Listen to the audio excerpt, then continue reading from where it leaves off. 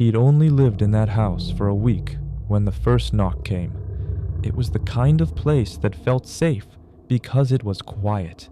Too quiet, maybe. A Victorian house on a forgotten street, far from the city, with a single flickering lamp outside, and neighbors who kept to themselves. Jacob liked it that way. He worked nights, slept through the day, and didn't want anyone bothering him. The walls creaked, the floors sighed, but that was part of the charm. Until 3:17 a.m. He woke without knowing why. The room was completely dark, and for a moment, he thought he'd just dreamed a sound. Then it came again, a soft, deliberate knock on the front door. Just one, followed by silence. He waited. Another knock. Same rhythm. A pause long enough to make his heart beat faster. He told himself it was the wind, or the house settling, or maybe a branch tapping the frame. But the sound had weight.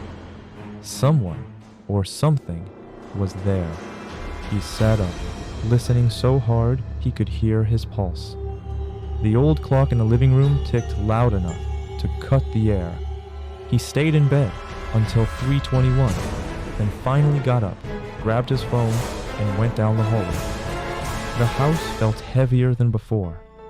The kind of silence that presses against your skin.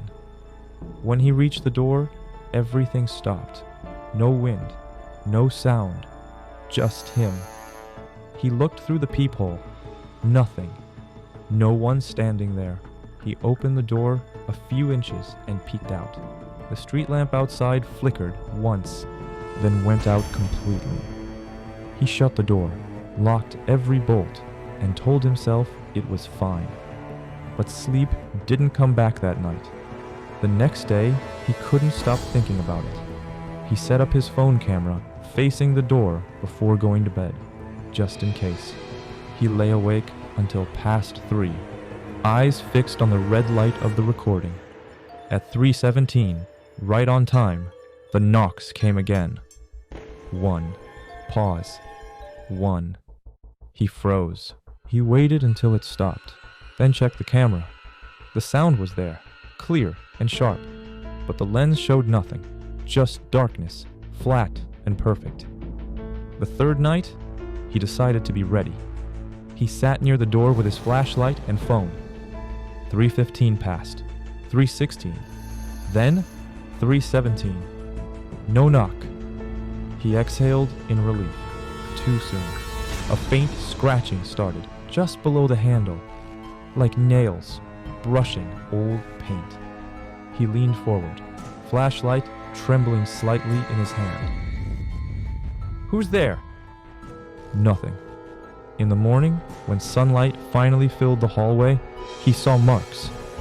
Thin, vertical scratches, almost like something had dragged its fingers down the wood. He didn't tell anyone. He didn't even have anyone to tell. He just double-locked the door, pushed a chair against it, and went to work, pretending everything was fine. The next night, the knocks came louder. Not violent, but impatient. One after another, fast and rhythmic. He jumped out of bed, heart pounding, and ran to the door.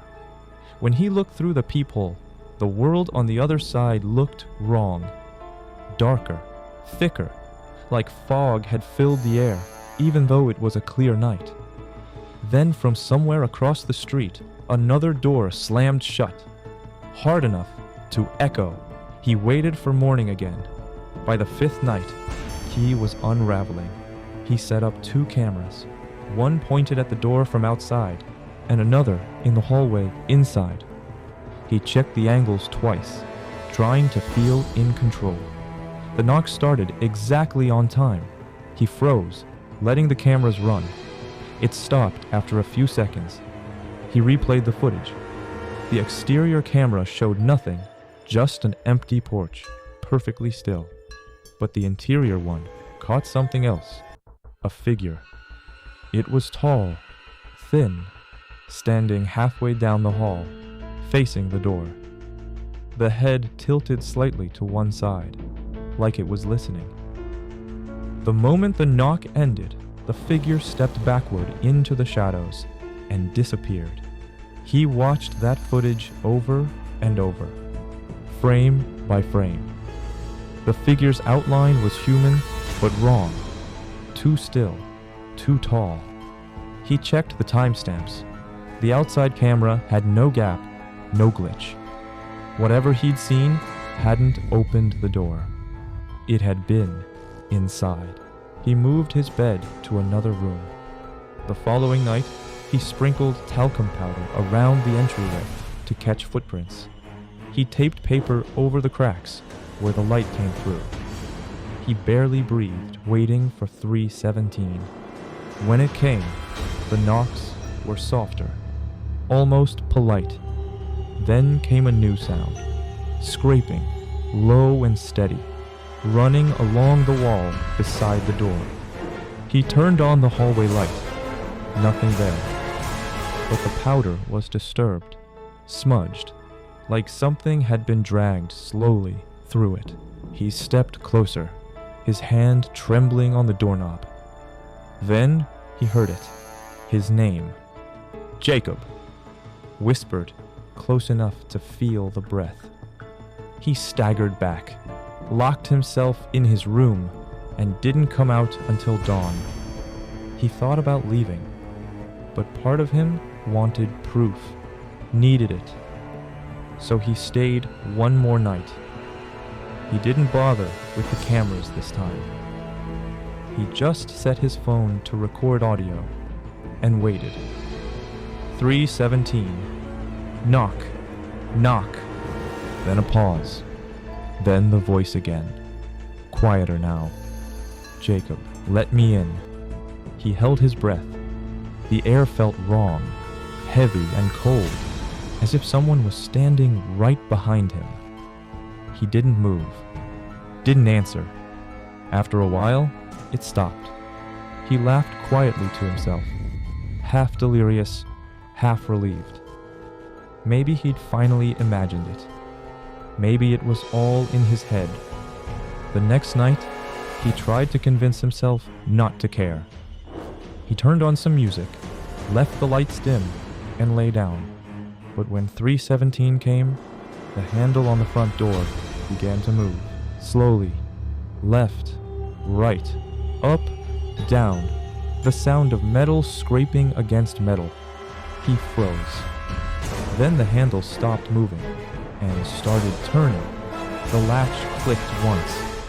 The door opened an inch. He wanted to scream, but couldn't. He just watched as the darkness beyond the door seemed to lean forward, spilling into the room like ink. He raised his phone flashlight, but there was nothing. No shape, no figure, just the faint echo of air returning to fill the space. The next morning, the door stood wide open. No powder, no footprints, no scratches.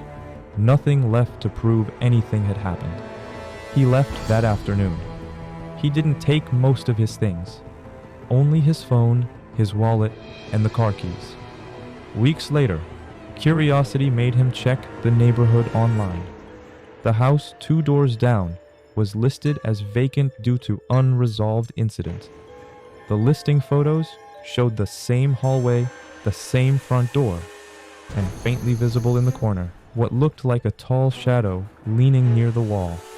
He turned off his phone, shut the blinds, and told himself it was nothing.